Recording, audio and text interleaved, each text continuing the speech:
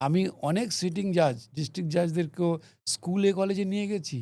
কারণ এটা পরিষ্কার গাইডলাইন আছে লতে।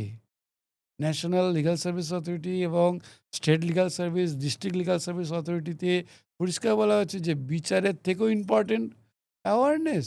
একটা মেয়ে যদি রেপ হয়ে মারা যায় তো তার বিচার তো পরবর্তী হবে, ভিকটিম যাতে সাজা পায় আর যাতে না ঘটে বা অপরাধীরা যাতে এভাবে মেয়েটা তো সাহস মারা না গেল। পেয়ে যায়। কিন্তু মেয়েটা তো চলে গেল এবং যে দৃষ্টান্ত স্থাপন করা গেল সেটা তো সমাজের জন্য এক ভয়ঙ্কর হাহাকার। আমরা তো এখনো সে কথা ভুলিনি।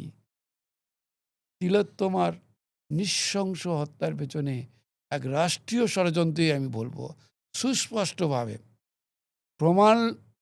বিচারকরা আজকের দিনে দাঁড়িয়ে আমরা মাইলট যারা বলি, আমি মহামান্য বিচারকদের উদ্দেশ্যে বলি, মাইলট তো ভগবানকে বলা হয়, ভগবান তো অন্তর্যামী হয়, কিন্তু আমাদের বিচারকরা অন্ধ।